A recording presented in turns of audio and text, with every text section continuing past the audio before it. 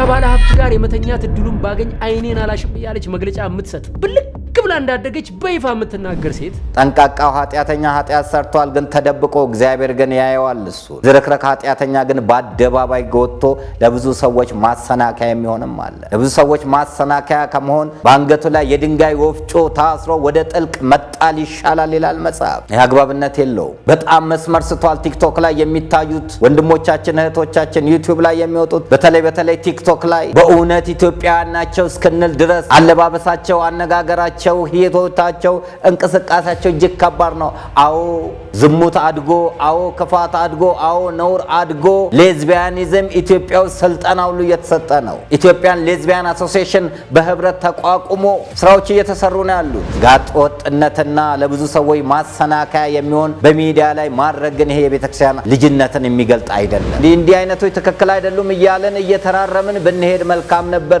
ያንዳንዳችን ዩቲዩብ እና ያንዳንዳችን ቲክቶክ ቢፈተሽ በእውነት እግዚአብሔር የሚያዝንበትን ስራ አልሰራንም የኢትዮጵያ ኦርቶዶክስ ቤተክርስቲያን ከዚህ በኋላ እኔ ጋር እንዳትመጪ ተወክለኛለሽ ብለሽ እኔ አልወክልሽም እሺ እናቴ አንቺን ሌቦች ምኖች ናቸው ሊወክሉሽ ከበቡሽና እኔ ልረዳሽ አልችልም እነሱ 30-60 እየተካፈሉ ከነዲያን ጋር እነሱ ይጠብቁሽ እኔ መጥቼ ካስቀደስኩብሽ ጸበር ከተጠመቅኩብሽ እናት ከሆንሽ ለኔ ቤተክርስቲያን ይበቂነሽ እኔ እኮ ተጠግቼ አምላኬን ፈልጌ ተጠግቼ ጭራሽ ከአምላኬ ርቄ የቤቱ ተክሏ መሆኑን ታስተምሩኝ ትቼ ወጥቼ መጨፈር ከጀመርኩ ቆይቻለሁ ዝም ብላችሁ የተነሳችሁብኝ ስለዚህ ሃይማኖተኞችም ለእናንተ የሚሆን ፔጅ አይደለም እዚህ ፔጅ ላይ አይዘመርም ምን አይልም ቲክቶክ ላይ ስመጣ እኔ እንደውም እምነትም የለኝም ከዚህ በኋላ አሁን ደግሞ ከሰው ጋር አይደለም ገባችሁ ፋይት እያደረኩ ያለሁት በመንጋ ካሉ የመቅደስ እንትኖች አጋንንቶች ጋር ነው ፋይት እያደረኩ ያለሁትና እነዚህ ደግሞ ይከብዱኛል እኔ አልቻልኩም እህቴ ያደረግሽው ነገር ትክክል አይደለም ተመለሺ እግዚአብሔር ዛሬም ይወድሻል ከተገሰሽ በኋላ ከተነገረሽ በኋላ የምትናገሪያቸው ንግግሮች ሁሉ ጸያፍ ናቸው አንደበት እሳት ነው በአንደበት ትኮነናለህ በአንደበት ትጸድቃለህ ይላል ከጻድቃን ይልቅ ኃጥአንን እየመረጥሽ ነው ከህይወት ይልቅ ሞትን እየመረጥሽ ነው እልህ ውስጥ አትግቢ እልህ ምላጭ ያስወጣል የሚጎዳው ግን ያዋጣውና ይላል እልህ ውስጥ አትግቢ ወደ እግዚአብሔር ቤት ተመለሺ ኢየሱስ ክርስቶስን ተመልከቱ ጳጳሱን አትመልከቱ አገልጋዩን አትመልከቱ ቄሱን አትመልከቱ ዘማሪውን አትመልከቱ እኛን አትመልከቱ መስቀሉን ተመልከቱ ኢየሱስ ክርስቶስን ተመልከቱ በአንድ ኪሳቸው ሽጉጥ በአንድ እጃቸው መስቀል ያዙ የሉም እንደ ቤተ ክህነት ውስጥ አሉ ምናልባት እርቃንሽን ስትሆኚ ማስታወቂያ ልታገኝ ትችያለሽ ምናልባት ክፉ ንግግር ስትናገሪ ማስታወቂያ ልታገኝ ትችያለሽ አዎ ነጠላ ስትለብሺ አዎ ስትዘምሪ ማስታወቂያ አታገኝም ግን እሱ ይሻልሻል እስካሁን ስለዘገየው በእውነቱ ድሮ ነበር እኮ እንዲህ አይነት ፕሮግራም መጀመር የነበረብኝ ወገን ስንት ጉድ እኮ አለፈ ስንት ኖርማል ያልሆነ ነገር ኖርማል እንዲመስላቸው ተደረገ ኃጢአት የክብር ልብስ ሆኖ ቤታችን በር ዘግተን የምንሰራው ኃጢአት ሳያንስ አደባባይ እየወጣ ኃጢአትን ጌጥ አደረገ በንስሐ ተመለሱ ንስሐ ዘማን እንደ ድንግል ታደርጋለች ይላል መጽሐፍ የድንግልን ክብር ትሰጣለች ጠጪዎች ብትሆኑ ተመለሱ ዘፋኞች ብትሆኑ ተመለሱ ተካራሞች ብትሆኑ ተመለሱ ቃሚዎች አጫሾች ብትሆኑ ተመለሱ እግዚአብሔር ቤት ይሻላችኋል የበረከት ቤት የእግዚአብሔር ቤት ነው ዛሬ ቲክቶክ ላይ ወጥተው የሚሳደቡ ልጆች ራቁታቸውን ቢሆኑ ስላልሰራናቸው ነው ስላላስተማርናቸው ነው ስላልገሰጽናቸው ነው ፕላትፎርሙን ተጠቅመን ማህበራዊ ሚዲያውን ሰብስበን መምከር ማስተማር መገሰጽ ሲገባን በእርግጥ አሁን የሚፈለገው ተሳዳቢ ነው በእርግጥ አሁን የሚፈለገው ራቁቱን የሚሄድ ነው በእርግጥ አሁን የሚፈለገው ዘፋኝ ነው አሁን የሚፈለገው አጋጉል ነገር የሚሰራ ተከታዮቹ ብዙዎች ናቸው ከሰነ ምግባር ውጪ የሆኑ ለብዙ ሰዎች እንቅፋት የሆኑ ለብዙ ሰዎች አሳዛኝ ስራ እንዲሰራ የሚያደርጉ ቲክቶከሮችና ዩቲዩበሮች እንደ አሸንፈሉ ምንም የማይመስላቸው ገላቸውን ያረከሱ ነውራቸው በሰውነታቸው የሆነ ጸያፍ ቃላትን የሚናገሩ ወንበዴዎች ቤተክርስቲያን ውስጥ እንዲገቡ ተደረገ ማፊያዎች እንዲገቡ ተደረገ እግዚአብሔርን በድለናል አዎ በድለናል አሳዝነናል አዎ አሳዝነናል ሁላችንም ራሳችንን መርምረን ወደ እግዚአብሔር ቤት በንስሐ እንቅረብ የክርስቶስ ሰላም ለሀገራችን ቸርነቱ ለሕዝባችን ይሁን እንደምሰንብታችኋል ይህ ደረጀ ዘወይንዬ ሚዲያ ነው በሚዲያችን ሀገራዊ ታሪካዊ ሃይማኖታዊ ባህላዊ ወቅታዊ ጉዳዮችና ሌሎችም ይቀርባሉ አብራችሁን በመሆናችሁ ታተርፋላችሁ ለሌሎች በማካፈል ቤተሰባዊነትን ያጠናክሩ መልካም ቆይታ ይሁንላችሁ በስመ አብ ወወልድ ወመንፈስ ቅዱስ አሐዱ አምላክ አሜን። እንደምን ሰንብታችኋል? ውድ የደረጀ ዘወይንዬ ሚዲያ ተከታታዮች፣ ክርስቶስ በእውነት በታላቅ ኃይልና ስልጣን ሞትን ድል አድርጎ ተነስቷል። አዳምንም ነፃ አውጥቷል፣ ሰይጣንንም አስሮታል። ከእንግዲህ በኋላ ደስታና ሰላም ሆኗል። ዛሬ እንደ እግዚአብሔር አምላክ ቅዱስ ፈቃድ የምንነጋገረው ሰሞኑን በማህበራዊ ድህረ ገጽ ላይ ሁለት ጎራዎች ተከፍለው የሚደረጉት የቃላት ልውውጥን ነው። በኮሜዲያን እሸቱ መለሰና በቲክቶከሯ ባምቢ ወይንም ሃና ግዳይ መካከል የተፈጠረውን ሐሳብ ብዙዎቻችሁ እየደወላችሁ በዚህ ጉዳይ ላይ ሐሳብ እንድሰጥ ጠይቃችሁኛል። ማነው ጥፋተኛ፣ ማነው ችግር ፈጣሪ የሚለውን የምንመለከተው ይሆናል። ከዛ በፊት ቤት ለሌላችሁ ሰዎች ቤትን፣ በክራይ ለተቸገራችሁ ሰዎች ከክራይ የምትወጡበትን አዲስ የተሻለ በጥሩ ገንዘብ መልካም ስፍራ ላይ ቴምር ሪል ስቴት ቦታ አዘጋጅቷል፣ ቤት ገንብቷልና እንድትገዙ ይህንን ማስታወቂያ ጋብዘናችኋል። ተመልክተን እንመለስ። በአዲስ አበባ በአራቱም አቅጣጫ ላይ 8 ሳይቶችን ገንብተን አጠናቀን በቃላችን መሰረት ብዙዎችን የዘመናዊ ቤት ባለቤት አድርገናል። አሁን ደግሞ ጊዜው የእርስዎ ስለሆነ መኖሪያ ቤቶችን በቡልጋሪያ፣ በአዋሬ እንዲሁም በፒያሳ 100% ወይንም አንዴ ለምትከፍሉ የ30% ቅናሽ አድርገን ባለ 1 መኝታ 5.5 ሚሊዮን፣ ባለ 2 መኝታ 6.6 ሚሊዮን፣ ባለ 3 መኝታ 11 ሚሊዮን ብር አዘጋጅተናል። ቀስ በቀስ ለምትከፍሉ ከ1.6 ሚሊዮን ብር ቅድመ ክፍያ ጀምሮ በመክፈል ቀሪውን ግንባታውን እያዩ እምነቶን እኛ ላይ እየጣሉ በ15 ዙር የሚከፍሉበት አማራጭ አመቻችተናል። ቤቶን በ36 ወራት ውስጥ ጥንቅቅ አድርገን የምናስረክብ ሲሆን ቢያከራዩት የሚያዋጣ ቢሸጡት የሚያተርፉባቸው ናቸው። ለዲያስፖራ ደንበኞቻችን ያሉበት ሀገር ሆነው ክፍያ የሚከፍሉበት አማራጭ አመቻችተናል። ውሎንም እዛው ያሉበት ሀገር ሆነው በዲኤችኤል ልከንልዎት ወኪል ሳያስፈልግዎት ቤቶን መግዛት ይችላሉ። ለበለጠ መረጃ 0955 27 7474 ይደውሉ።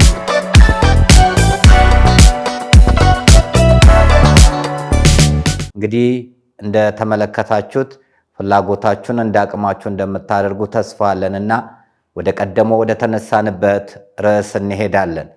ለሰሞኑ ለተለያዩ በማህበራዊ ጉዳይ ላይ ለሚደረጉ የቃላት ልውውጦች ሁለቱም የቤተክርስቲያን ልጆች ናቸውና ይህ ችግር የማን ነው የሚለውን እናያለን።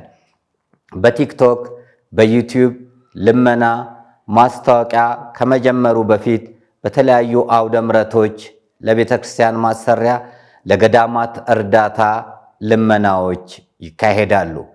በዚህ ጉዳይ ላይ ታላቁን ስራ ስንሰራ የነበረው ለረጅም ዓመታት አብያተ ክርስቲያናት እንዲታነጹ፣ ገዳማት እንዲከፈቱ፣ ታቦታትን አቁመን በአዳራሽም ውስጥ ሆነ በተለያዩ ስፍራዎች ስናገለግል የነበረው የበረሃ ጓዴ የምለው መምህር ዘመድኩን በቀለና እኔ በቀዳሚነት የምንጠቀስ ነን።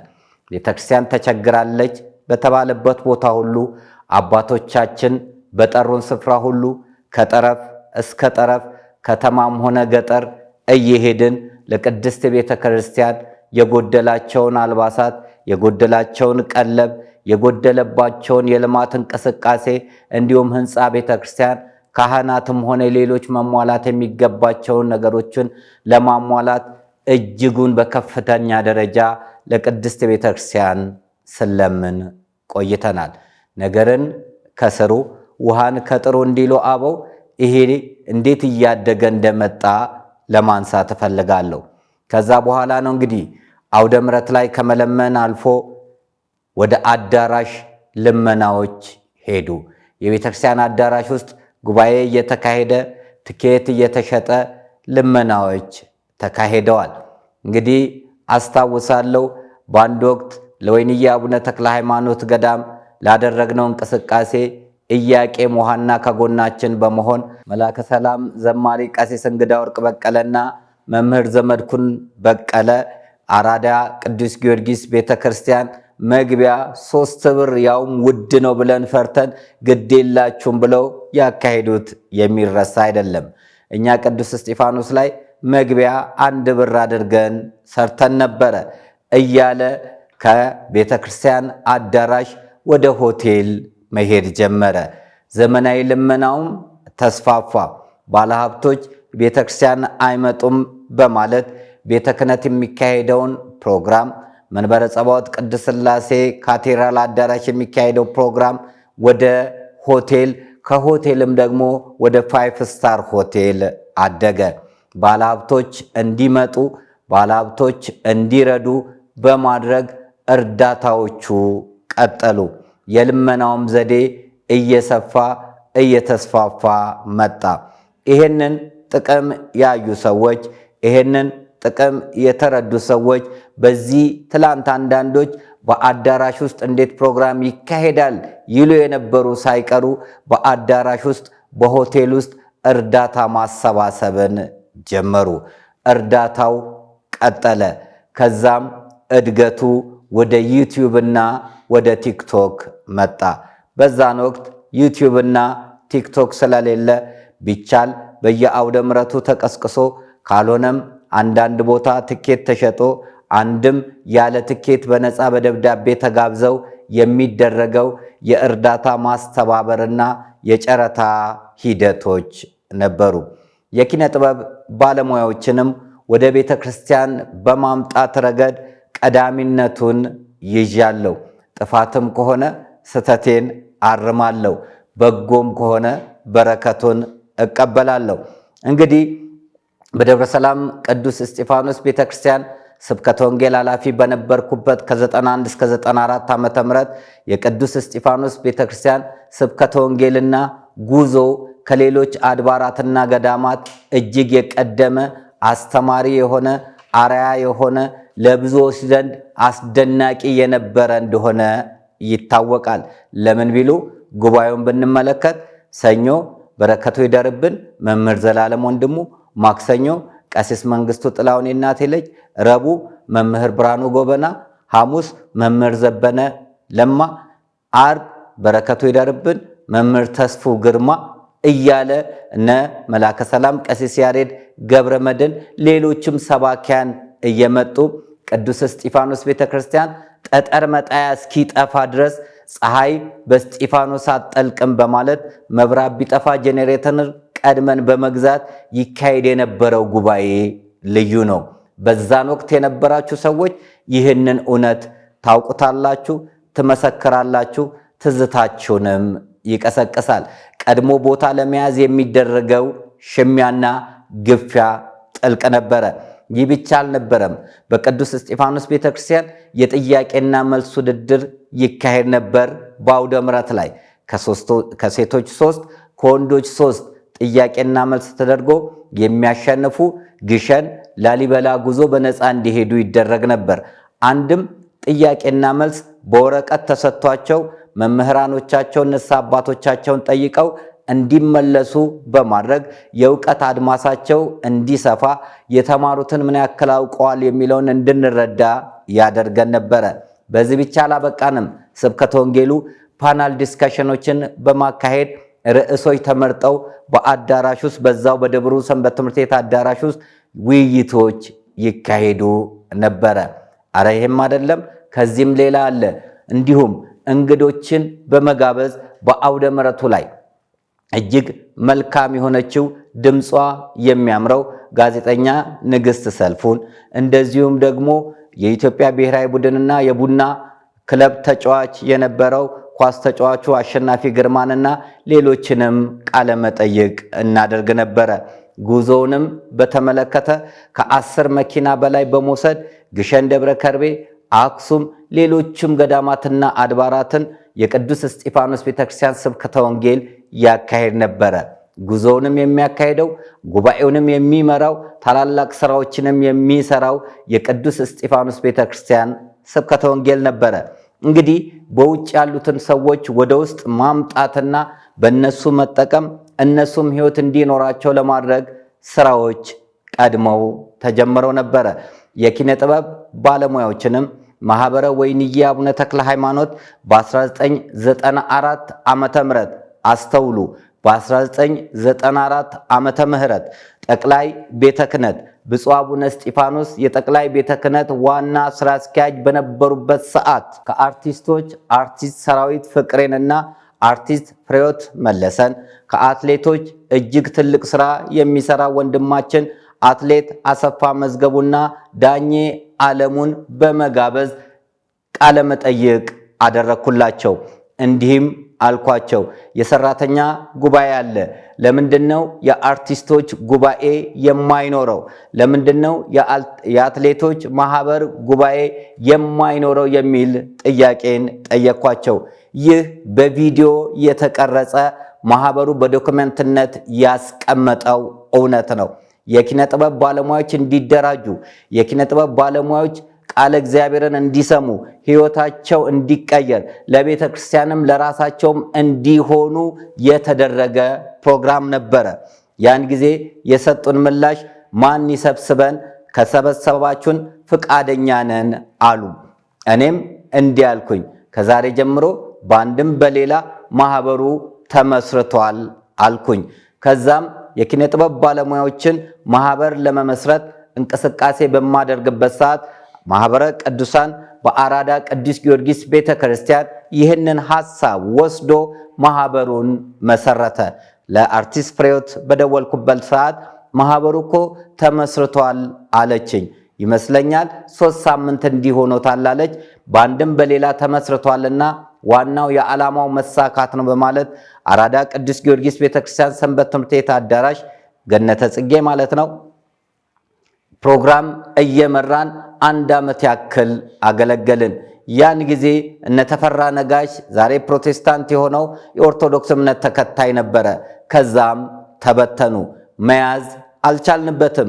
ከዛ በተለያየ መልኩ ማህበረ መልከጼዴቅ እንዲሁም መምህር ሰሎሞን በቀለ እነዚህን የኪነ ጥበብ ባለሙያዎችን ይዞ ነበር።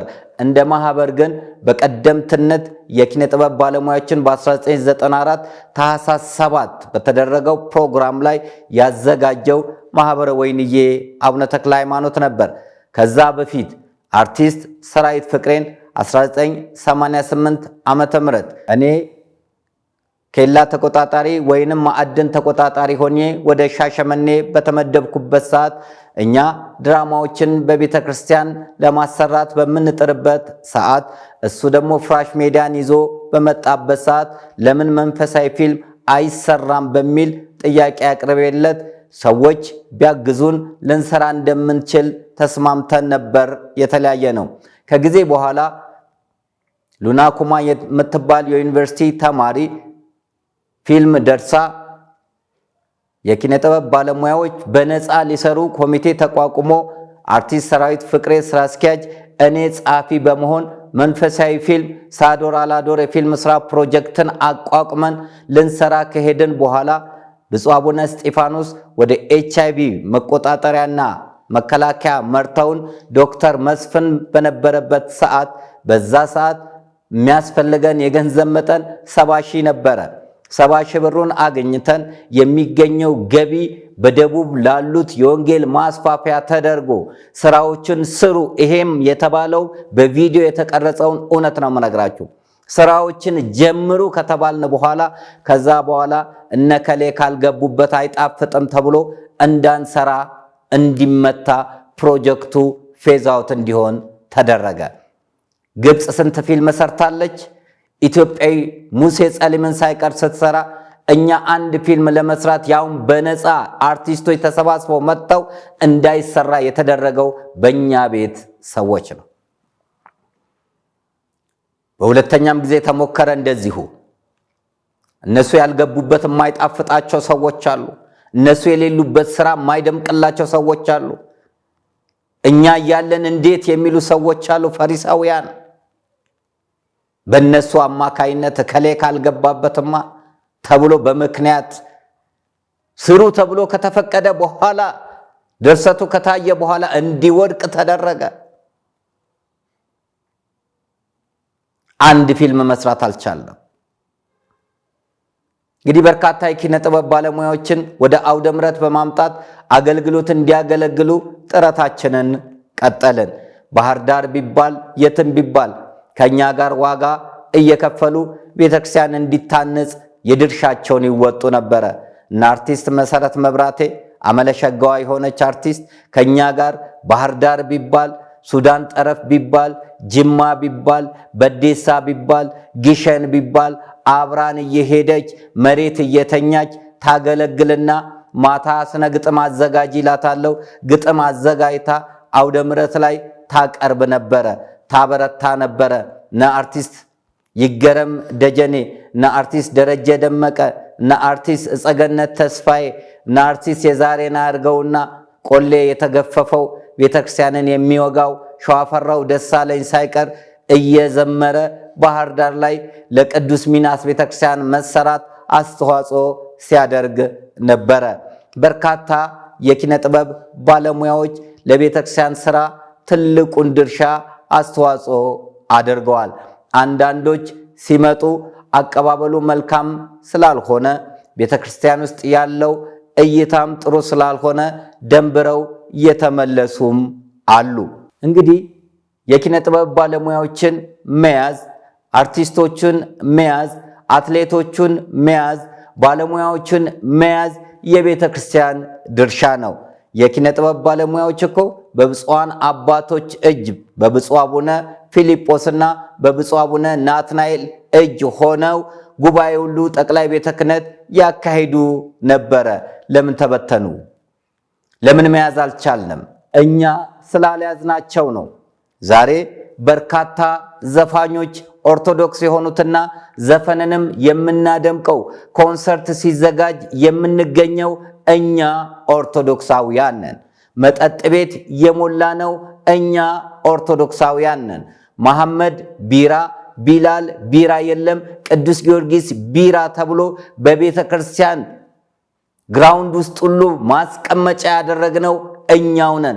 በየገዳማቱ የመጠጥ ሽያጭ እንዲስፋፋ ያደረግነው እኛው ነን። እኛ ዘፋኙን ዘማሪ ከማድረግ ይልቅ ሲሞት የተለየ የአቀባበር ስነ ስርዓት እያደረግንለት ሌላው ሞቼ እንደዚህ አይነት ቀብር በሆነልኝ ብሎ እንዲመኝ የምናደርገው እኛ የቤቱ ሰዎች ነን። እስቲ ራሳችንን እንመልከት። የትኛውን ዘፋኝ አስተምረን መክረን ገስጸን ዘማሪ ያደርገናል? የትኛውን የጠፋውን ልጅ ከመጠጥ ቤት አምጥተን ከጫት ቤት አምጥተን ከሴተኛ ዳሪዋን ከሆቴል አምጥተን መልካም ሰው እንዲሆኑ አድርገናል? እስቲ በግንቦትና በጥቅምት በሚደረገው ስብሰባ የነፍሳት ቆጠራ ተካሂዷል ወይ? ጉባኤ አልቀዘቀዘም? ትላንትና የነበረው የአውደ ምሕረት ጉባኤ ቢቀዘቅዝ ለኛ የማይሞቀን የማይበርደን፣ ነፍሳት ቢጠፉ የማይሞቀን የማይበርደን፣ የምንፈልገው ገንዘብ ብቻ የሆነ በኃላፊነት ላይ ስንመረጥ በተለይ ስቅለትን ጠብቀን ለ30 ደቂቃ በተለያዩ አብያተ ክርስቲያናት እየተዟዟርን ከቤተ ክርስቲያን ገንዘብ የምንወስድ የለንም ወይ? በኃላፊነት ወንበር ላይ ተቀመጠን መች ለነፍሳት ተጨነቀን? መች ስለተዘጉ ገዳማት፣ ስለፈረሱ አብያተ ክርስቲያናት፣ ስለተበተኑ የአብነት ትምህርት ቤት ተጨንቀን እናውቃለን? መች ልጆቻችንን ሰብስበን እናውቃለን? ኦዲዮ ቪዥዋል የለን፣ አዳራሽ የለን፣ ፊልም ቤት የለን፣ ኢንዱስትሪ የለን፣ ፋብሪካ የለን። እኛ ህንፃ ውድድር እኛ ስንት ብር ገባ ብለን ሙዳይ ምጽዋት መቁጠር እንጂ ስንት ነፍስ ዳነ ብለን የማንጨነቅ ብዙዎች አለን። የቤተ ክርስቲያን ይዞታ ሲወሰድ፣ ካህናት ሲታረዱ ሲቃጠሉ ምንም የማይመስለን ዝም በሉ የምንባል ብዙ ሰዎች አለን። ስለዚህ ቤተ ክርስቲያን አልሰራችም። ዛሬ ቲክቶክ ላይ ወጥተው የሚሳደቡ ልጆች ራቁታቸውን ቢሆኑ ስላልሰራናቸው ነው፣ ስላላስተማርናቸው ነው፣ ስላልገሰጽናቸው ነው። ፕላትፎርሙን ተጠቅመን ማህበራዊ ሚዲያውን ሰብስበን መምከር፣ ማስተማር፣ መገሰጽ ሲገባን ጋጦጥ እንዲሆኑ፣ ተሳዳቢ እንዲሆኑ፣ ዱርዬ እንዲሆኑ፣ ጸያፍ ቃል እንዲናገሩ ያደረግነው እኛው ነን። እኛው ነን። የልመና ዘዴው ስላደገ ወደ ቲክቶክ እና ወደ ዩቲዩብ ሲመጣ የመጀመሪያው ገንዘብ የሚፈልጉ ገዳማትና አድባራት እንዲሁም ግለሰቦች የሰብስክራይብ ብዛቱን እንጂ የሰዎቹን ህይወት የሚመረምር አይደለም። ሲጀመር ሰብስክራይብ ብዛት አይደለም፣ በቪው ነው ሰው የሚያየው። ኮንቴንቱ ይወስነዋል። 1 ሚሊዮን ፎሎወር ቢኖረው ወይንም ሰብስክራይብ ቢኖረው የያዘው ኮንቴንት ግን ህዝብ የሚፈልገው ወይ ነው። በእርግጥ አሁን የሚፈለገው ተሳዳቢ ነው። በእርግጥ አሁን የሚፈለገው ራቁቱን የሚሄድ ነው። በእርግጥ አሁን የሚፈለገው ዘፋኝ ነው። አሁን የሚፈለገው አጋጉል ነገር የሚሰራ ተከታዮቹ ብዙዎች ናቸው። ለመልካም ነገር የሚተጉ ከሆነ ማን ነው የሚከታተላቸው? ለመልካም ነገር የሚሰሩ ከሆነ ማን ነው የሚያበረታቸው? ስለዚህ ይሄንን ሰዎችን መያዝ እንችላለን በማለት ከስነ ምግባር ውጪ የሆኑ ለብዙ ሰዎች እንቅፋት የሆኑ ለብዙ ሰዎች አሳዛኝ ስራ እንዲሰራ የሚያደርጉ ቲክቶከሮችና ዩቲዩበሮች እንደ አሸን ፈሉ። ምንም የማይመስላቸው ገላቸውን ያረከሱ ነውራቸው በሰውነታቸው የሆነ ጸያፍ ቃላትን የሚናገሩ ወንበዴዎች ቤተክርስቲያን ውስጥ እንዲገቡ ተደረገ። ማፊያዎች እንዲገቡ ተደረገ። አንዳንዶች ፕሮግራም እየተሰራ የውሸት ድራማ ይሄን ያክል ዶላር ገብቷል በእንትና ቲክቶክ በእንትና ዩቲዩብ ተብሎ ይወራል። ብሩ ግን የለም፣ ዶላሩ የለም። ይሄን ያክል ሚሊዮን ብር ተሰበሰበ ይባላል፣ የለም። እውነታው ሲታይ የለም። ለስም አባቶችን መዋሸት፣ ህሊናን መዋሸት፣ እግዚአብሔርን መዋሸት። አናንያና ሰጲራ መሬታቸውን ሸጠው ምናልባት የሐዋርያት ጉባኤ ቢፈርስ ብለው ግማሹን ደብቀው ግማሹን ስለሰጡ ነው ቅዱስ ጴጥሮስ ስለተናገራቸው ሁለቱም የሞቱት። አናንያና ሰጲራ የሆነ ቲክቶከር የለም፣ ዩቲዩበር የለም። ይሄን ያክል ብር ካልሰጣችሁኝ ቤተክርስቲያኒቷ ብትቸገር አላደርገውም የሚል የለም። እነሱ ከማን ተማሩ ቢባል እኛ ቤት ውስጥ ካለነው አገልጋዮች። ይሄን ያክል ፐርሰንት ካልተሰጠን አናገለግልም ከምንለው ቤተክርስቲያንን ከምንዘርፈው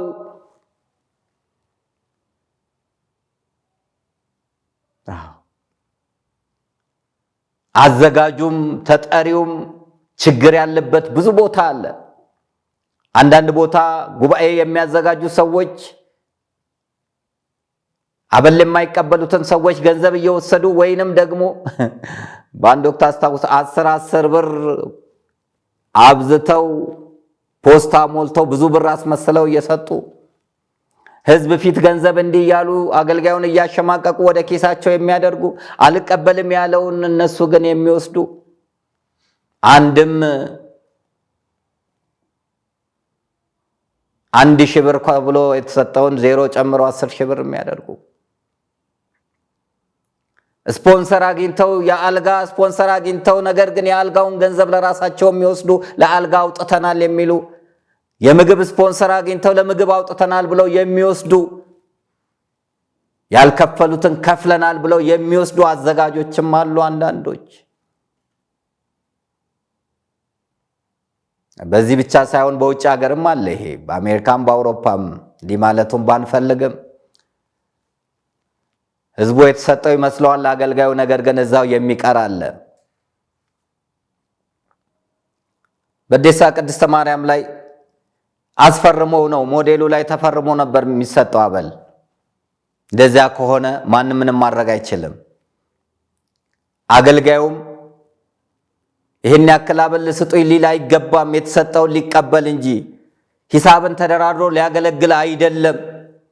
በህይወት ማገልገል አለብን እያለን በገንዘብ መደራደር የለብንም። ይሄ ሞት ነው ለአገልጋይ።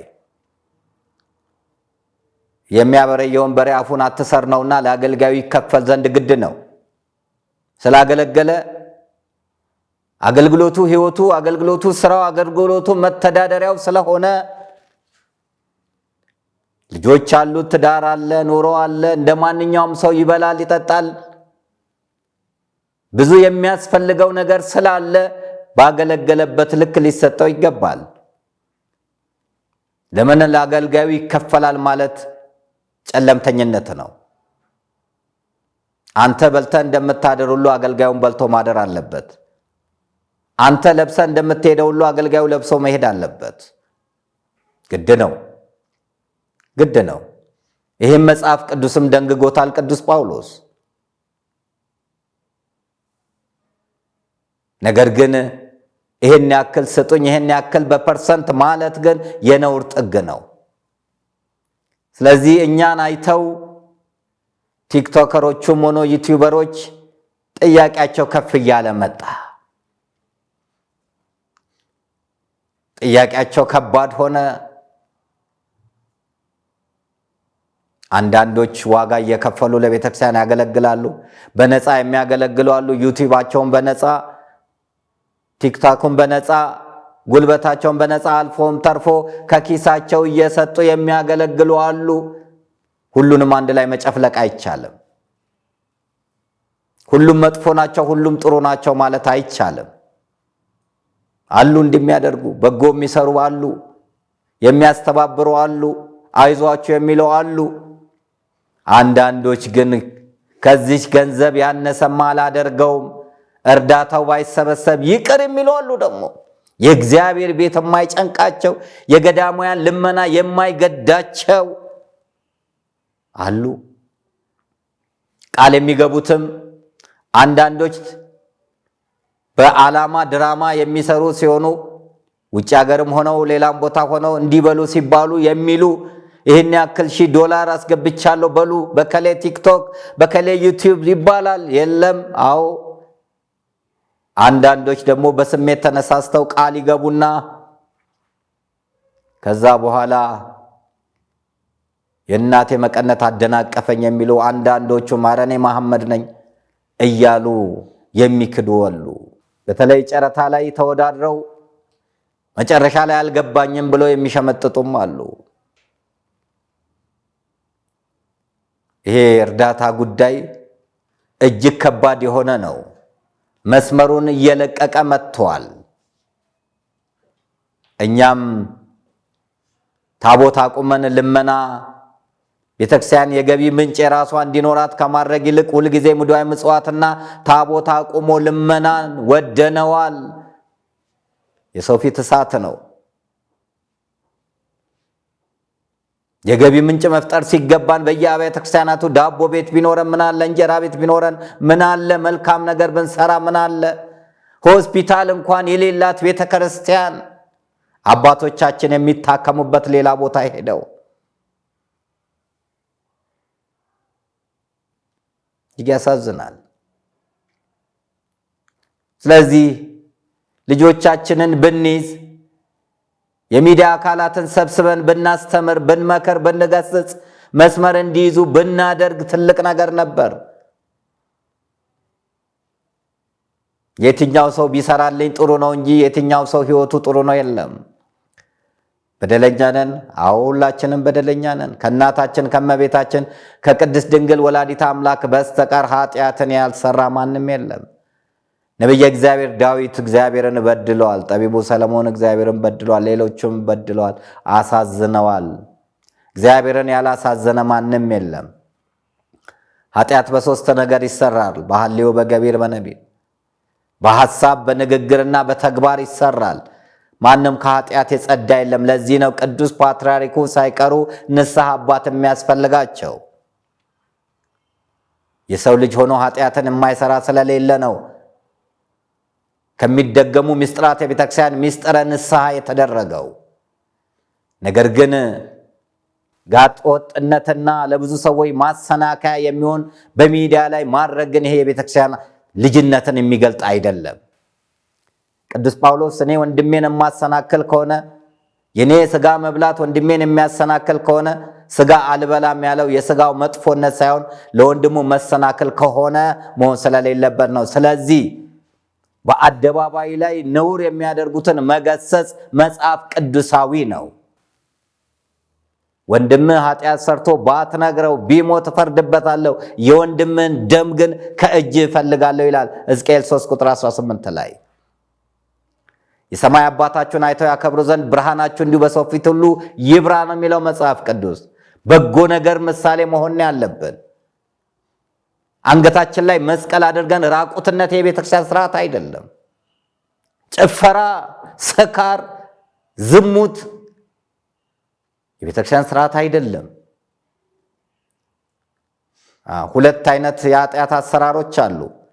ጠንቃቃ ኃጢአተኛና ዝርክርክ ኃጢአተኛ። ጠንቃቃው ኃጢአተኛ ኃጢአት ሰርቷል፣ ግን ተደብቆ እግዚአብሔር ግን ያየዋል እሱን።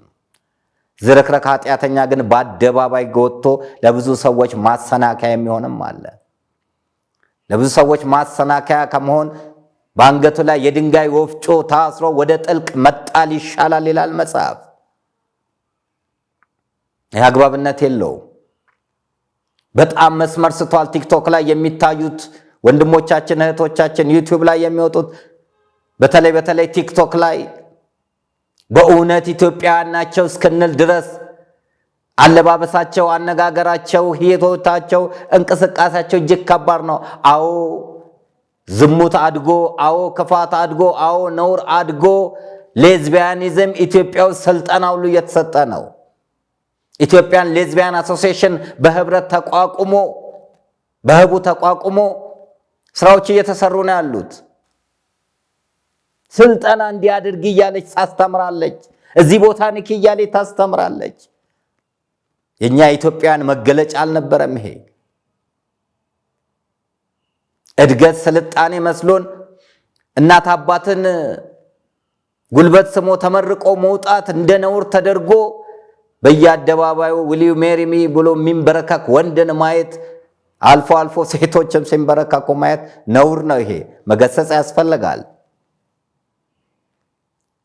ግሳጼ ላይ መልካም ነገር ላይ የሚሰሩ ጥሩ የሆኑ ሰዎች ደግሞ ይበረታታሉ። እንደነ ሰመረ ባሪያው አይነት ትክክል አይደለም የሚሉ እንደነ መምህር አብይ ይልማ አይነት ትክክል አይደለም፣ ይሄ ከኢትዮጵያ ባህል ያፈነገጠ ነው፣ ይሄ የክፉ አሰራር የሴክሬት ሶሳይቲ አሰራር ነው፣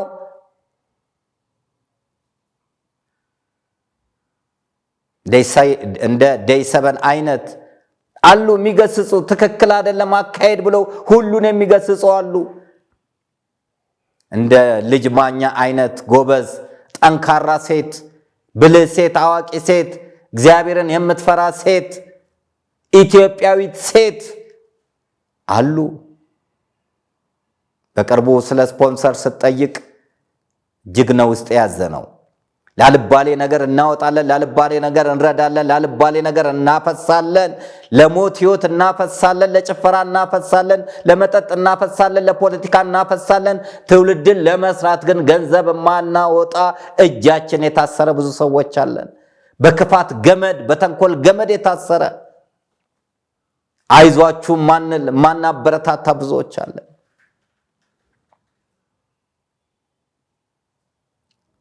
እንግዲህ ሰሞኑን እህታችን ሃና ወይንም ደግሞ ባምቢ እሷን አስመልክቶ ኮሜዲያን እሸቱ መለሰ የሰጠውን ሐሳብ ተንተረሰው እሸቱ ትክክል ነው፣ እሷ ትክክል ናት እየተባለ ነበር። ለእሸቱ መናገር ምክንያት የሆነችው ሃና ናት። እህቴ ያደረግሽው ነገር ትክክል አይደለም፣ ተመለሺ፣ እግዚአብሔር ዛሬም ይወድሻል። ከተገሰሽ በኋላ ከተነገረሽ በኋላ የምትናገሪያቸው ንግግሮች ሁሉ ጸያፍ ናቸው። አንደበት እሳት ነው፣ በአንደበት ትኮነናለህ፣ በአንደበት ትጸድቃለህ ይላል። የአፍን ፍሬ ትበላለህ ይላል መጽሐፍ። ከጻድቃን ይልቅ ኃጥአንን እየመረጥሽ ነው። ከሕይወት ይልቅ ሞትን እየመረጥሽ ነው። እልህ ውስጥ አትግቢ፣ እልህ ምላጭ ያስውጣል፣ የሚጎዳው ግን ያዋጣውና ይላል። እልህ ውስጥ አትግቢ፣ ወደ እግዚአብሔር ቤት ተመለሺ፣ ዴማስን አትሁኚ። ቅዱስ ጳውሎስ ዴማስ ዓለምን ወዶ ትቶኛልና ለተሰሎንቄን ወደደ፣ መብራቱን ወደደ። ለአንቺ ቤተክርስቲያን ትሻልቻለች። ላንቺ እግዚአብሔር ይሻልሻል። ላንቺ ድንግል ማርያም ትሻልሻለች። ላንቺ ነጠላ ለብሶ በቤቱ ማገልገል ይሻልሻል። እናትሽን የሚያስታምምልሽ የሚፈውስልሽ፣ ባልጋ ላይ ሆኖ የሚጎበኝልሽ፣ የሞተን ማስነሳት የሚችለው እሱ እግዚአብሔር ነው። የአልዓዛር አምላክ አለ። የጣቢታ አምላክ አለ። መበለቲቷን እንባዋን ያበሰ እግዚአብሔር፣ በናይን መንደር የተገኘ እግዚአብሔር ዛሬም አለ። ወንድምሽን የሚያስተምረው እግዚአብሔር እንጂ ያንቺ ገንዘብ አያስተምርም። ያንቺ ገንዘብ ወላጆችሽን አያስታምምም። አቶ ከሌ በሕክምና ሲረዱ ቆይተው ሞቱ ነው። ገንዘባችን መድኃኒትን ሊገዛ ይችላል። ፈውስ ግን ከእግዚአብሔር ነው። እግዚአብሔር ነፍስሽን ይፈልጋል። እግዚአብሔር አንቺን ይፈልጋልና ወደ ቤቱ ተመለሺ። ወደ ቤቱ በምትመጡበት ሰዓት በቤቱ ጥሩ ነገር ላታገኙ ትችላላችሁ። ቤተ ክርስቲያን የኖህ መርከብ ምሳሌ ናት። በኖህ መርከብ ውስጥ ሰውና እርግብ ብቻ አልነበሩም፣ ውሻና እባብም ነበሩ። ወደ ቤቱ ስትመጡ እንደ ውሻ የሚናከሱ እንደ እባብ የሚናደፉ አይጠፉም። አይዟችሁ፣ የመርከቧ ጠባቂ ኖህ እንደነበረ ሁሉ የቤተ ክርስቲያን ራስ ኢየሱስ ክርስቶስ አለና መርከቧ ብትነዋወጽም አትሰምጥም። ኢየሱስ ክርስቶስን ተመልከቱ። ጳጳሱን አትመልከቱ፣ አገልጋዩን አትመልከቱ፣ ቄሱን አትመልከቱ፣ ዘማሪውን አትመልከቱ፣ እኛን አትመልከቱ። መስቀሉን ተመልከቱ። ኢየሱስ ክርስቶስን ተመልከቱ። ማቴዎስ ቤተክርስቲያን ብርሃን ዓለም ሐዋርያው ቅዱስ ጳውሎስ ለዕብራውያን ክርስቲያኖች ምዕራፍ 3 ቁጥር 1 ላይ ሲናገር የሃይማኖታችን ራስ ሊቀ ካህን የሆነውን ኢየሱስ ክርስቶስን ተመልከቱ አለ። ኢየሱስ ክርስቶስን ተመልከቱ። ቀራንዮን ተመልከቱ። ምስራቅን ተመልከቱ። ለዚህ ነው በሥርዓተ ቅዳሴ ወደ ምስራቅ ተመልከቱ የሚለው። ወደ ምስራቅ ሲል አቅጣጫውን አይደለም። ድንግል ማርያምን ተመልከቱ። ወደ ምስራቅ ሲል ቅዱስ እስጢፋኖስን ተመልከቱ። እየሞተ ለጠላቶቹ ምሕረት የለመነውን የስምዖን የሐና ልጅ ቅዱስ እስጢፋኖስ፣ የስሙ ትርጓሜ አክሊል የሆነው ቅዱስ እስጢፋኖስን ተመልከቱ። ሰማያት ተከፍቶ የተመለከተ ቅዱስ እስጢፋኖስን፣ ለጠላቶቹ፣ ለወጋሪዎቹ፣ ለገዳዮቹ ይቅርታ የለመነውን ቅዱስ እስጢፋኖስን ተመልከቱ። ቅዱስ ዳዊትም ልበ አምላክ ዳዊትም ነቢዩ ዳዊትም ሲናገር እግዚአብሔርን አንዲት ነገር ለመንኩት፣ እርሷንም እሻለው፣ ለዘላለም በቤቱ እኖር ዘንድ መቅደሱንም እመለከት ዘንድ ነው ያለው። ጭፈራ ቤቱን እመለከት ዘንድ፣ ዘፋኝ ቤቱን እመለከት ዘንድ፣ ዳንስ ቤቱን እመለከት ዘንድ፣ ጫት ቤቱን እመለከት ዘንድ፣ ዋዛ ፈዛዛውን እመለከት ዘንድ አላለም። መቅደሱንም እመለከት ዘንድ። ስለዚህ መቅደሱን ተመልከቺ። በምክንያት አትጥፊ። ለእግዚአብሔር ታስፈልጊዋለሽ። እግዚአብሔር ይጠቀምብሻል። ሐዋርያትን ያሳድድ የነበረውን ጳውሎስ ሳውል የነበረው ስሙ በደማስቆ የመብረቅ ጥሪ ተጠርቶ ጳውሎስ ሆኖ ቅርፊቱ ተገፎለት በ67 ዓመተ ምህረት ያ ምርጥ ዕቃ እስከ 3ኛው ሰማይ የተነጠቀ ቅዱስ ጳውሎስ እግዚአብሔር የወደደው የመረጠው 14 መልእክታትን የጻፈ ቅዱስ ጳውሎስ በ67 ዓመተ ምህረት በቄሳር ዘመን ሮም ላይ አንገቱን ለሰይፍ ሰጠ። ቦታውንም አይቼ በረከትን አግኝቼበታለሁ። ከአሳዳጅነት ወደ ተሳዳጅነት ተለወጠ። ዘማ ብትሆኑ በንስሐ ተመለሱ። ንስሐ ዘማን እንደ ድንግል ታደርጋለች ይላል መጽሐፍ። የድንግልን ክብር ትሰጣለች። ጠጮች ብትሆኑ ተመለሱ። ዘፋኞች ብትሆኑ ተመለሱ። ሰካራሞች ብትሆኑ ተመለሱ። ቃሚዎች፣ አጫሾች ብትሆኑ ተመለሱ። እግዚአብሔር ቤት ይሻላችኋል። የበረከት ቤት የእግዚአብሔር ቤት ነው። ከቤት በረከት እንጠግባለን። ቤተ መቅደስ ቅዱስ ነው፣ በጽድቅም ድንቅ ነው ይላል መዝሙር 64 ቁጥር 4 ላይ። የኪዳኑን የሰዓታቱን የማህሌቱን በረከት የምናገኘው ከእግዚአብሔር ቤት ነው። ከሌላ ከዓለም አናገኝም። እሸቱ ከገሰጸሽ፣ እሸቱ ከተናገረች በኋላ ስተትሽን ከማመን ይልቅ ከዛ በኋላ የተናገርሽው ንግግር ራሱ መልካም አይደለም። ሐና እህቴ ተመለሺ፣ ግድ የለሽም ተመለሺ። አንዳንዶች ቲክቶከሮች ራስን ማጥፋት ምርጫ ያደርጋሉ። ራስን ማጥፋት ምርጫ አይደለም። ሰው እንዴት ሲኦልን ይመርጣል? ሰው እንዴት ገሃነመ እሳትን ይመርጣል? እንኳን በሰማያዊ ሕግ አይደለም በምድር ሕግ ራስ ላይ ጉዳት ማድረስ ወንጀል ነው። ሰይጣን ግን ረቆ የራስን ማጥፋት ዌብሳይት ሁሉ ዘርግቶ ሰዎች ተስፋ እንዲቆርጡ አምላክ ያላቸው የሞተላቸው ንጉሥ ኢየሱስ ክርስቶስ እንዳላቸው እንዲረሱ አድርገው ራሳቸውን እንዲያጠፉ ያደርጋል። ሞትን ያሳያቸዋል። ሰይጣን የብርሃን መልአክ እስኪመስል ድረስ መልኩን ይለውጣልና። ኤል የሚለው ክብሩን የተገፈፈው ኤል ማለት እግዚአብሔር ማለት ነው። ከፋቲ መንጦላይት የነበረው ሰይጣን ሳጥናኤል ኤል የሚለው ክብሩ ተገፎ ረቂቅ ሆኖ ብዙዎቹን ያሰታል። ተስፋ የሌለው ሰይጣን አስተውሉ። ተስፋ የሌለው ሰይጣን ተስፋ አይቆርጥም፣ ተስፋ ያስቆርጣል። እሱ ግን ተስፋ የለውም። እሱ ግን ተስፋ አይቆርጥም። ገነት አይገባም፣ መንግሥተ ሰማያት አይገባም። ተስፋ አይቆርጥም፣ ተስፋ የለውም፣ ግን ተስፋ ያስቆርጣል። እኛ ተስፋ እያለን ተስፋ እንቆርጣለን። ኢየሱስ ክርስቶስ በቀራንዮ አደባባይ ላይ ዋጋ የከፈለልን ከድህነት ሊያወጣን ይችላል። የታመነ ነው። ከስደት ሊያወጣን ይችላል። ከሞት ሊያወጣን ይችላል።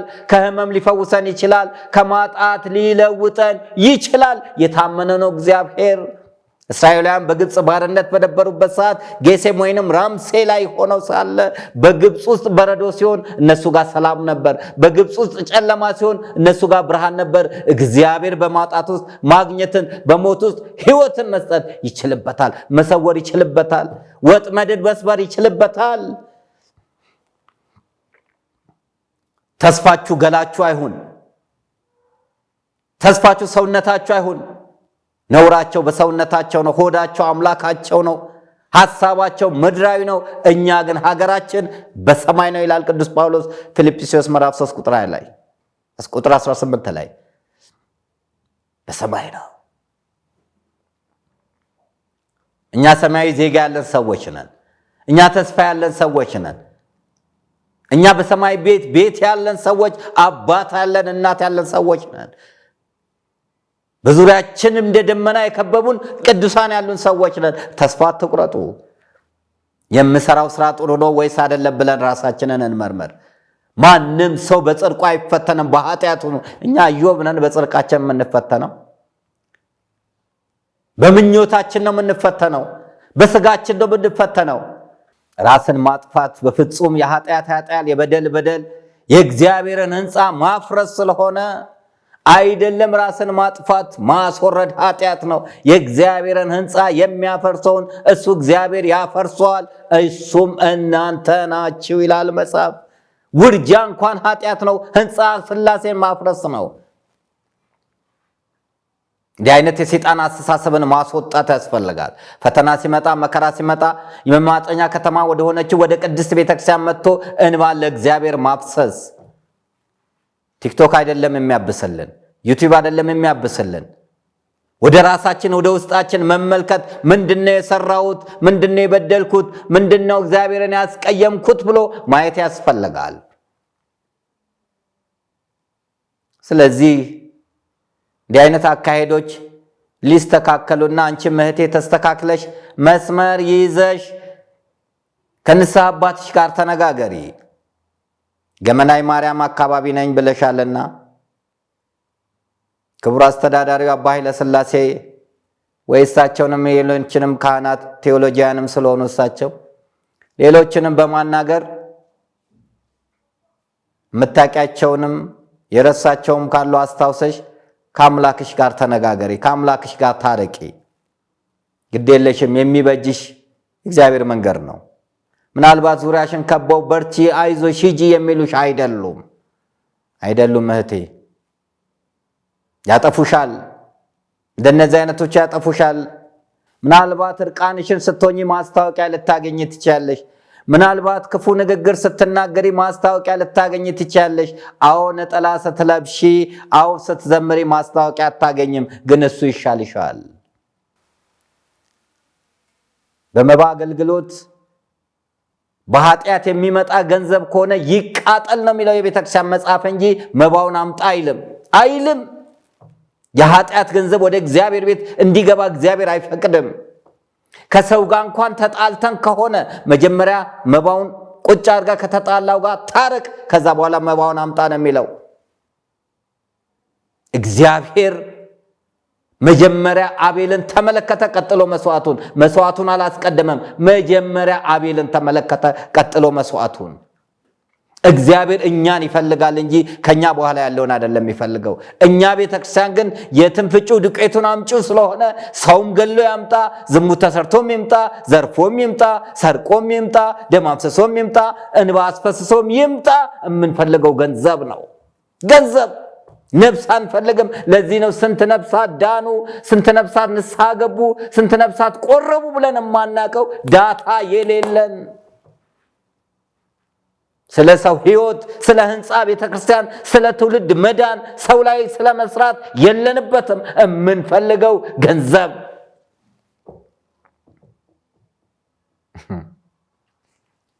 አንዱ መጥቶ አባ ከሌ 80 ሚሊዮን ብር ቤት ሊገዙ ሲሉ አገኘዋቸው አለኝ። አይገርም? ሚሊዮነር ጳጳሳትን እያፈራን ስለሆነ፣ ባለሀብት ጳጳሳትን እያፈራን ስለሆነ አይገርም?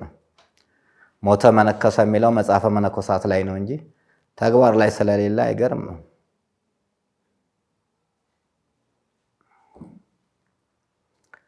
በገንዘብ እየገዙ ያስደበድቡ የለ እንዴ? በገንዘብ እየገዙ ያሳስሩ የለ እንዴ? አንዳንድ ከመንግስት አሰራር ውጪ ያሉትን ደህንነቶች፣ መርማሪዎች የተጠቀሙ በሐሰት መሰከር እያቆዩ ሰዎችን የሚጎዱ ብዙዎች አሉ። ማፊያ ስራ የሚሰሩ ብዙዎች አሉ። በአንድ ኪሳቸው ሽጉጥ፣ በአንድ እጃቸው መስቀል የያዙ የሉም እንደ ቤተ ክህነት ውስጥ አሉ። እግዚአብሔር ቤቱን ያጸዳል። አንድ ቀን ጅራፉን ማንሳቱ አይቀርም። አሉ። ተቸገርን እኮ። ተናግረን ስንወርድ ይደወላል። አታርፍም እንዴ? ታሰርክ አይበቃህም እንዴ? ይጻፈልናል። እንዲህ እናደርጋለን፣ ስምን እናጠለሻለን፣ እንሰድባለን፣ እናዋርዳለን፣ ትታሰራለህ፣ ትሞታለህ። ወንበር ላይ ስንቀመጥ ደግሞ አያስችለንም።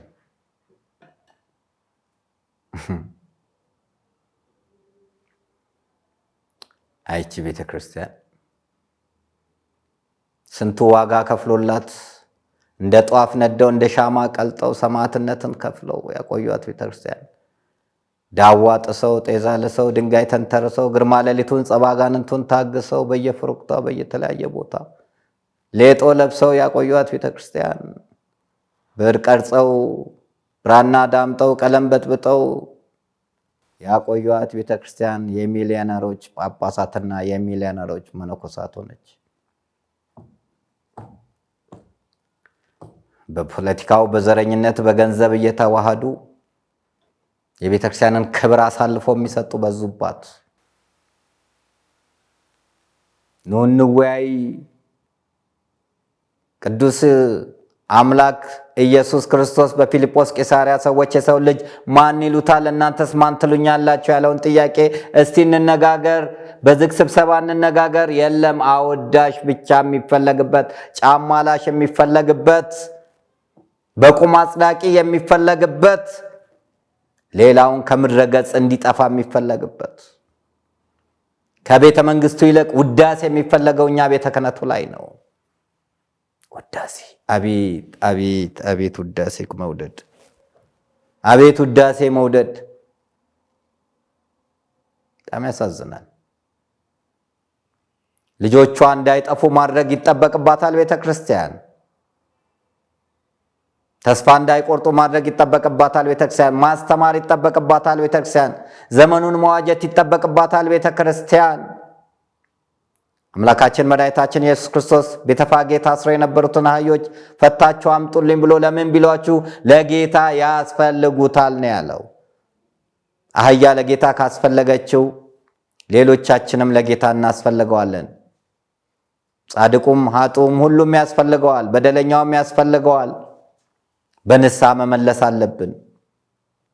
ያቺ ሳምራዊቷን ሴት በሲካር መንደር በያዕቆብ ጉድጓድ አጠገብ ፈልጎ ያገኘ እግዚአብሔር አሁንም በተለያየ ቦታ የጠፉትን ነፍሳት እግዚአብሔር ይፈልጋል። 99 በጎቹን ትቶ አንድ በግ ፍለጋ የሚሄድ እግዚአብሔር አዎ ዛሬም የጠፋችውን ነፍስ ይፈልጋል እግዚአብሔር። የጠፋው ልጄ ተገኝቷል፣ የሞተው ልጄ ተነስቷል።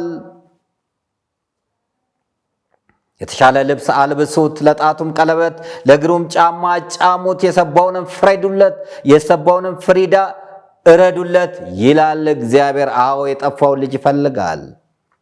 ስለዚህ የጠፋውትን ልጆቻችንን ልንፈልግ ያስፈልጋል። የራቁትን ልጆቻችንን ልናቀርብ ያስፈልጋል። ዘፋኙን፣ ዘማሪ፣ ጨፋሪውን፣ አሸብሻቢ፣ ጸበል አልኮል ጠጪውን ጸበል ጠጪ፣ ዳንሰኛውን እንዲያሸበሽብ፣ ማህሌት እንዲቆም፣ ሰዓታት እንዲቆም ማድረግ ያስፈልጋል። ይሄ የእናንተ የአባቶቼ ስራ ነው። ይሄ የኛ የአገልጋዮች ስራ ነው። ጮኸ አደር አገልጋይ ሳይሆን በእውቀቱ የሚሰራ በጸጋው የሚያገለግል እንደ ግብፅ ካህናቶች፣ ዶክተር፣ ኢንጂነር የሆኑ አገልጋዮችን ማፍራት ያስፈልጋታል ቤተክርስቲያን። አበል ጠብቆ የሚያድር፣ አበል ጠብቆ የሚኖር፣ አበል ጠብቆ የሚያገለግል ሳይሆን ሰርቶ የሚኖር አገልጋይ ማፍራት አለባት ቤተክርስቲያን አለባት። ሚዲያዎችን ማስፋት አለባት። የሌላ እምነት ድርጅቶች ከ20 በላይ ሚዲያ አላቸው። እኛ 2 ያውም እሱም አቦ የሚል እውነትን የማይጋፈጥ ሚዲያ፣ ድምጽ የማይሆን ሚዲያ።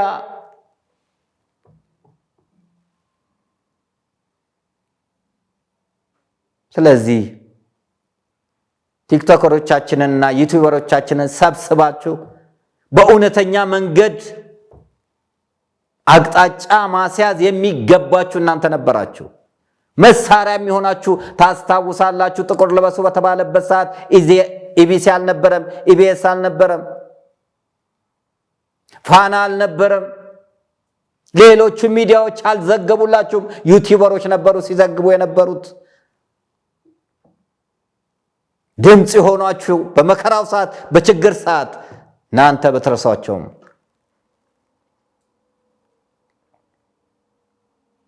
እነዚህን የተሳሳቱትን አስተካክሎ የጠሙትን አቅንቶ ወደ መልካም ማምጣት የቤተክርስቲያን ስራ ነው። ወንድሜ እሸቱም ያህናን መገሰጽ መልካም ቢሆንም የቆየ ነገር ከሆነ ለምን አሁን ማንሳት አስፈለገ? አሁን ሳይሆን የቆየ ከሆነ በውስጥ አናግራት፣ መክራት፣ ገስጻት ቢሆን ኖሮ ጥሩ ነበረ። እንደገና በቅርቡ ደግሞ ያወጣኸው ከዚህ በኋላ እንደውም ዘግይቻለሁ ሰራለሁ ያልከው ሐሳብ እጅግ በጣም መልካም ነው። ወደነዋል። እንግዲያውም ሁላችንም ተባብረን እንስራ። አጋጉል ልማዶችን፣ መጤ ልማዶችን እንዋጋ። በተለይ ግብረ ሰዶምን ሁላችንም በጋራ እንዋጋ። መርጦ ማልቀስ አይቻልም። መርጦ ማልቀስ፣ መርጦ መውቀስ አይቻልም። ፊት ለፊት ግብረ ሰዶምን እንዋጋ። መንግስትን ቢሆን፣ ቤተ እምነትን ቢሆን፣ አገልጋይም ቢሆን፣ አርቲስትን ቢሆን፣ አትሌትን ቢሆን ትክክል አይደለም እንበል። ከኢትዮጵያ ባህል ያፈነገጠን ስናይ ሁሉንም እንገስጽ። ሁሉንም አጋጉል ሚዲያዎች የማይሆን ነገር የሚያቀርቡ አጠገባችን ያሉትንም እንገስጽ። ባላየ ማለፍ አይቻልም። ስንት ንግግር የሚናገሩ ጥሩ ያልሆነ ንግግር የሚናገሩና የሚያቀርቡ ሚዲያዎችንም መገሰጽ የሉም። እነዛ ሰዎች የሚናገሩት ቲክቶክ ላይ ብቻ እኮ አይደለም፣ በዩቲዩብ ላይ የዩቲዩብ አዘጋጅ ሆኖ የማይሆኑትን ሰዎች፣ ለሰው አስተማሪ የማይሆኑትን የሚያቀርቡ ዩቲዩበሮች የሉም። እነሱንም መገሰጽ። ጦር ሜዳ ሄዶ ጠላት አይመረጥም። ጦር ሜዳ ሄዶ ውሃ አይረጭም። ስለዚህ የኢትዮጵያን ባህል መጠበቅ አለብን። የኢትዮጵያን ማንነት መጠበቅ አለብን። የኢትዮጵያን እሴት መጠበቅ አለብን። የኢትዮጵያን ወግ፣ ኪነ ህንፃ፣ ስነፈለግ መጠበቅ አለብን ብለን ከተነሳን ሁሉንም መዋጋት መቻል አለብን። ትውልድን የሚያጠፋውን ማንኛውም ይሁን መንግስት ወንበር ላይ ተቀምጦ ስላለ የምንተወው አይደለም። የሃይማኖት ወንበር ላይ ተቀምጦ ስላለ የምንተው አይደለም። የኢትዮጵያ እንቅፋት ከሆነ የሃይማኖት እንቅፋት ከሆነ ሁሉንም ልንገስጽ ይገባል እንጂ እከሊትን እከሌን ብለን ልለይ አይገባም። ሚዲያውንም ከሆነ እንደዛው ያቀረብከው ትክክል አይደለም ልንለው ይገባል። ስንት ጋጠወጥ ሚዲያዎች አሉ ጋጠወጦችን የሚያቀርቡ። ስንት ሸላሚዎች አሉ ተሳዳቢዎችን የሚሸልሙ ነውረኞችን የሚሸልሙ። ይህ አግባብ አይደለም ልንል ይገባል። አለበለዚያ ፐርሰናል አታክ ይሆናል፣ ግለሰባዊ ጥቃት ይሆናል። ስለዚህ ሁላችንም ተባብረን እግዚአብሔርን በድለናል፣ አዎ በድለናል፣ አሳዝነናል፣ አዎ አሳዝነናል። ሁላችንም ራሳችንን መርምረን ወደ እግዚአብሔር ቤት በንስሐ እንቅረብ። ሁሉም አሳዝኗል፣ ሁሉም በድሏል። በደላችን ስለበዛ ኃጢአታችን ስለበዛ ነው አገራችን እንደ በሶ የተበጠበጠችው፣ እንደ ኖህ መርከብ የተናወጠችው። ቋንቋችን ባቢሎን ሆኖ የምንደበላለቀው፣ የምንገዳደለው፣ የምንፈነቃቀለው፣ ደም የሚፈሰው፣ የጦርንም ወሬ የምንሰማው የኃጢአታችን ድምር ውጤት ነው። እዚህ ወደ እግዚአብሔር ልንመለስ ያስፈልጋል። በድለናል፣ አሳዝነናል፣ ሰውንም እግዚአብሔርንም በድለናል። እግዚአብሔር ሆይ ማረን፣ እግዚአብሔር ሆይ ይቅር በለን፣ እግዚአብሔር ሆይ ራራልን ልንል ይገባል።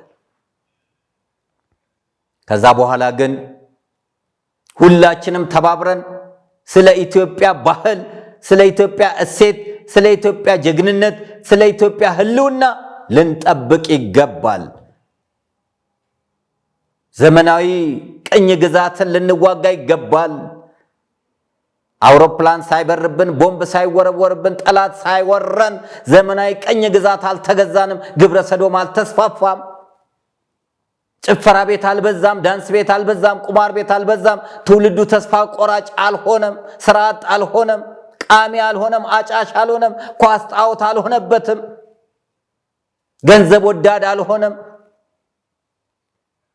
አይምሮ በቲክቶክ አልታጠበም። በቴክኖሎጂ አልተወሰደም። ስለዚህ ሰው ላይ ለመስራት ሁላችንም እንነሳ። ትልቁ አሳ ትንሹን አሳ ለዋጥ ሳይሆን ተባብረን ጋን በጠጠር ይደገፋልና አንድ ሆነን በጎ የሆኑትን ነገሮችን ልናጎላ፣ መልካም የሚሰሩትን ልናጎላ፣ በጎ የሚሰሩትን ልንደግፍ፣ ልናበረታታ፣ የተሳሳቱትን ልናርም፣ ልናስተካክል፣ ወደ መስመር እንዲገቡ ልናደርግ፣ ልንመካከር ያስፈልጋል። ቢቻል ሰብሳቢ ቢኖር ኖሮ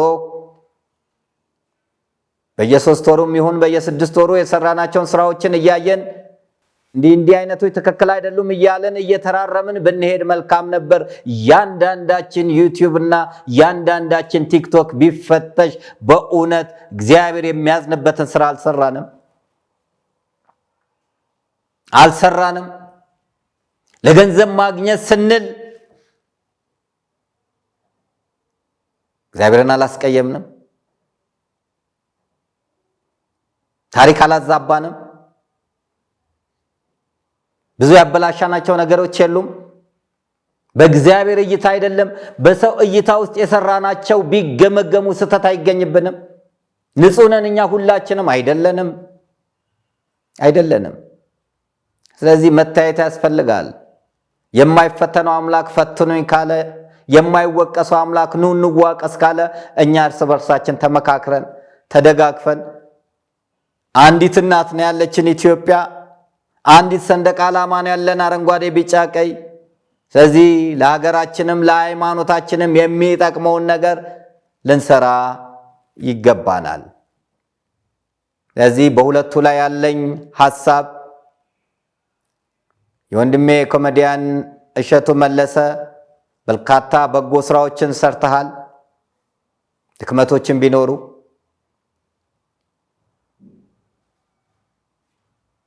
አሁንም ያሰብኩ ሐሳብ መልካም ነው፣ ግን ሐሳቡ ሁሉን ያማከለ እንዲሆን አደራ እልሃለሁ።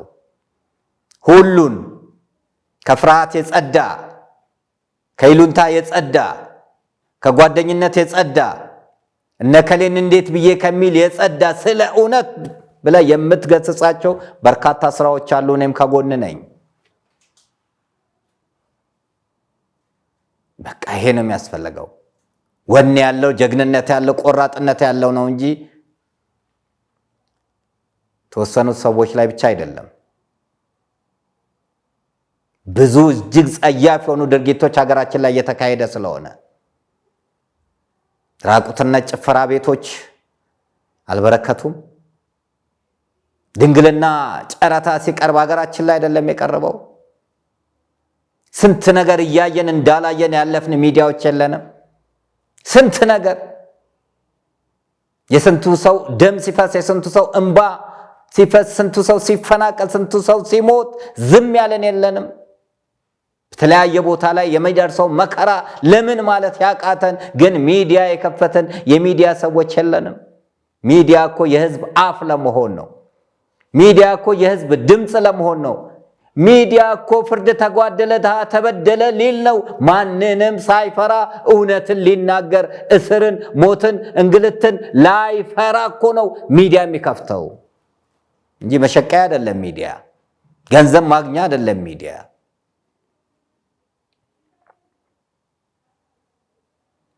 ስለዚህ ሚዲያ የከፈትን ሰዎች ለእውነት ልንቆም ይገባል።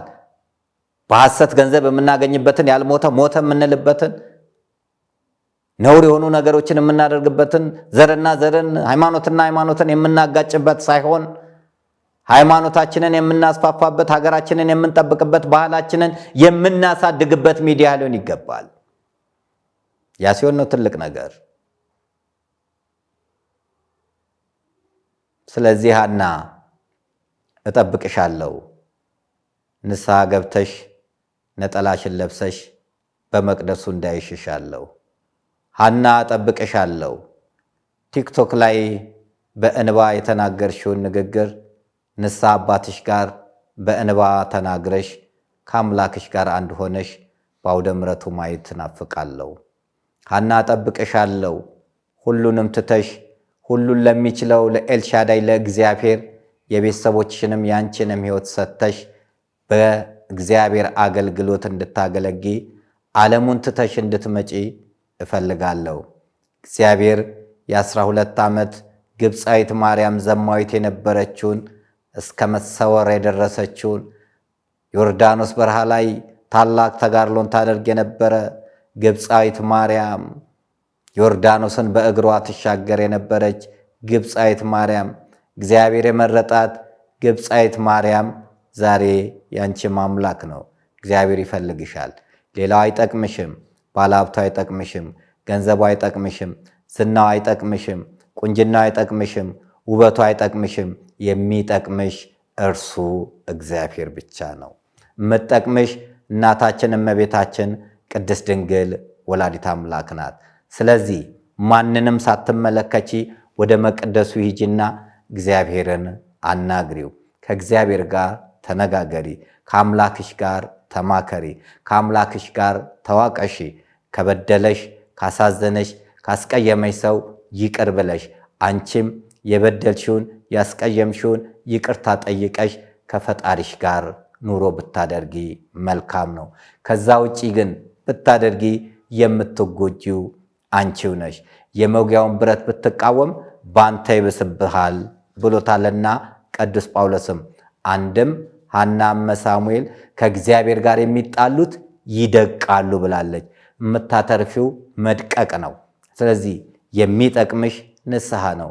የሚጠቅምሽ ስጋው ደሙ ነው። የሚጠቅምሽ የእግዚአብሔር መንገድ ነው። የዴማስ መንገድ፣ የይሁዳ መንገድ ማንንም ጠቅሞ አያውቅም። ስለዚህ እህቴ የክብረን አክሊል ለመቀበል ነገ ሞት አይቀርምና በአንድም በሌላ መሞታችን አይቀርምና ፍጻሜያችን በእግዚአብሔር ቤት ውስጥ እንዲሆን በንስሐ እንድንመላለስ ያስፈልጋል። እንግዲህ ሁላችንም እያቀረብን ያለነውን አርመን አስተካክለን በጋራ ልንሰራ በጋራ ልንበረታ ለቅድስት ሀገራችን እንዲሁ ለሃይማኖታችን ልንዋጋ ያስፈልጋል። ውጊያችን ስጋና ደም ከለበሱት ጋር አይደለም፣ ከርኩስ መንፈስ ከአጋንንት ጋር ነው። ውጊያችን ከሰዎች ጋር አይደለም፣ ከሰዎች ክፉ አስተሳሰብ ጋር ነው። ውጊያችን ከፍጥረታት ጋር አይደለም፣ ውጊያችን ክፉ ድርጊት ከሚደረገው ከድርጊቱ ጋር ነው። ስለዚህ ሀገራችን ኢትዮጵያ በቀደመ ክብሯ በቀደመ ማሟ ላይ እንድትሆን እኛ ልጆቿ በጎ ነገርን ለመስራት የምንችለውን ያክል ልንጥር ያስፈልጋልና ልንስተካከል ያስፈልጋል። ቃላትን እየመዘዝኩ መናገር አላቃተኝም፣ ነገር ግን ጉዳትን እንዳያመጣ ነው። በስብከት ዘዴ ወተት፣ ፍትፍት፣ ስጋ፣ አጥንት የሚባል አለ። ለሕፃን ልጅ በአንድ ጊዜ አጥንት አይሰጠውም። በአዳራሽ ውስጥ ቢሆን ኖሮ፣ በዝግ ስብሰባ ቢሆን ኖሮ አንተ ይሄን አላደረክም፣ አንቺ ይሄን አልሰራሽም፣ እናንተ ይሄን አላደረጋችሁም ተባብለን እየተመካከርን እየተሞራረድን ጥሩ የሆነ ስለት ያለው ሰዎች እንሆን ነበረ። ይሄ እንደሚሆን ተስፋ አደርጋለሁ። አንድ ቀን በዚህ ጉዳይ ላይ ሎዛ ሚዲያ ትልቅ ስራ ሰርቷል። መምህር የማርያም ወርቅ እንግዲህ በመጻፍም በአፍም የሚያገለግል ትልቅ ስራ የሚሰራ ነው። መምህር የማርያም ወርቅ ተሻገር በርካታ መጽሐፍትን የጻፈ ወንድማችን ነውና እንዲህ አይነት ችግሮች እንዳይኖሩ ነው ቲክቶከሮችን ዩቲዩበሮችን እየሰበሰበ ወጪ እያወጣ እርስ በርሳችን ከቀረጻ ውጪ እንነጋገር፣ እንመካከር፣ ሚዲያ ላይ ከመውጣታችን በፊት እያለ ጥረት ያደርጋል።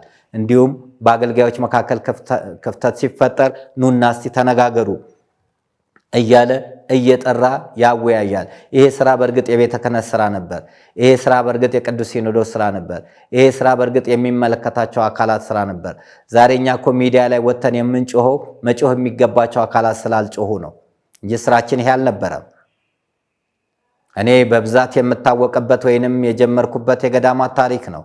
ፍኖተ አበው ወገዳማት ዘኢትዮጵያ የሚል ተከታታይ የገዳማት ታሪክን ለመጀመሪያ ጊዜ የ30 ገዳማት ታሪክን በሁለት ሲዲ አድርጌ ያቀረብኩበት።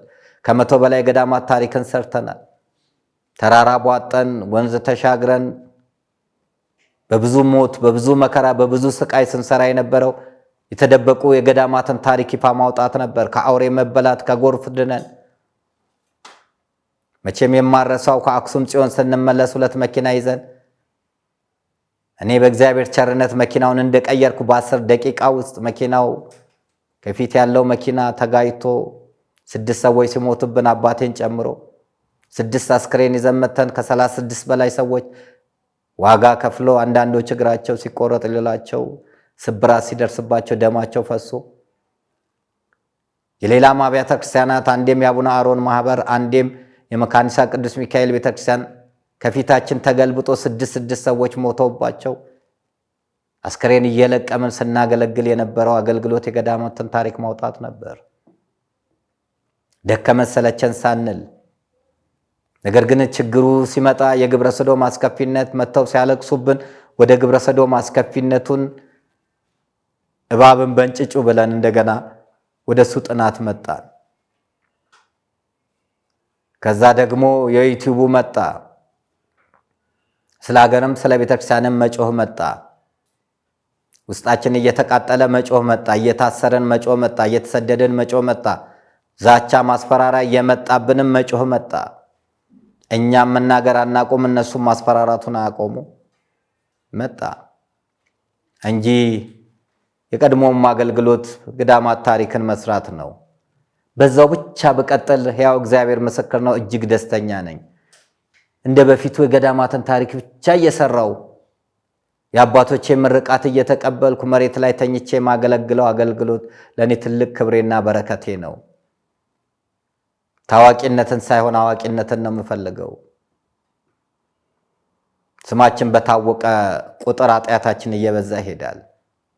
ያኔ ታዛው ስር ተኝተን፣ ያኔ መጠለያው ስር ሆነን፣ ያኔ በእግራችን እየሄድን የምናደርገው አገልግሎት ያለው በረከት እጅግ ከባድ ነው። አሁን ደምቀን ውስጣችን ባዶ ሆነ። የቀደመው አገልግሎት ይናፍቀኛል። የቀደመው ፍቅር ይናፍቀኛል። የቀደመው መከባበር ይናፍቀኛል። የሰው ሻንጣ ተሸክመን ጉዞ ሄደን የምናገኘው በረከት ይናፍቀኛል። ዳሩ አሁን ወዴትስ ገዳም ይኬዳል? ወጥቶ መግባት ጭንቅ በሆነበት ምድር ላይ በፊት በጨለማ ብንሄድ በሌሊት ብንሄድ ሜዳ ላይ ብንተኛ ምን ብንል ምንም የሚያስፈራ ነገር የለም። አሁን ግን በቀንም ለመሄድ ከባድ ነው። በሀገር ላይ ሰቀቀን። ከኛ ይልቅ እኮ በባዕድ ሀገር ያሉት ኢትዮጵያውያን በሰላምና ያለ ሰቀቀን ውለው ያድራሉ፣ ወጥተው ይገባሉ። ያን ዘመን እናፍቃለሁ። እግዚአብሔር ደግሞ እንደሚያመጣው እንደሚመልሰው ተስፋ አለኝ። እንግዲህ ለዛሬ ይሄን ብያለሁ። በቀናነት ተመልከታችሁ የተጣመመውን አቅንታችሁ ለሌሎች አካፍሉ። ሁላችንም ለእግዚአብሔር እናስፈልገዋለንና ሁላችንም ወደ ንስሐ እንመለስ። ሁላችንም በደለናልና ሁላችንም ይቅር በለን እንበል። ራሳችንንም እንመልከት።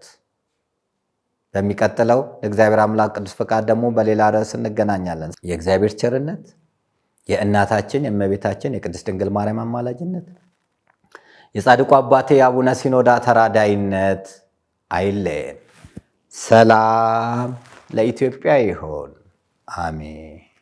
በአዲስ አበባ በአራቱም አቅጣጫ ላይ 8 ሳይቶችን ገንብተን አጠናቀን በቃላችን መሰረት ብዙዎችን የዘመናዊ ቤት ባለቤት አድርገናል። አሁን ደግሞ ጊዜው የእርስዎ ስለሆነ መኖሪያ ቤቶችን በቡልጋሪያ፣ በአዋሬ እንዲሁም በፒያሳ 100% ወይንም አንዴ ለምትከፍሉ የ30% ቅናሽ አድርገን ባለ 1 መኝታ 5.5 ሚሊዮን፣ ባለ 2 መኝታ 6.6 ሚሊዮን፣ ባለ 3 መኝታ 11 ሚሊዮን ብር አዘጋጅተናል። ቀስ በቀስ ለምትከፍሉ ከ1.6 ሚሊዮን ብር ቅድመ ክፍያ ጀምሮ በመክፈል ቀሪውን ግንባታውን እያዩ እምነትዎን እኛ ላይ እየጣሉ በ15 ዙር የሚከፍሉበት አማራጭ አመቻችተናል። ቤትዎን በ36 ወራት ውስጥ ጥንቅቅ አድርገን የምናስረክብ ሲሆን ቢያከራዩት የሚያዋጣ ቢሸጡት የሚያተርፉባቸው ናቸው። ለዲያስፖራ ደንበኞቻችን ያሉበት ሀገር ሆነው ክፍያ የሚከፍሉበት አማራጭ አመቻችተናል። ውሎንም እዛው ያሉበት ሀገር ሆነው በዲኤችኤል ልከንልዎት ወኪል ሳያስፈልግዎት ቤትዎን መግዛት ይችላሉ። ለበለጠ መረጃ 0955 27 7474 ይደውሉ።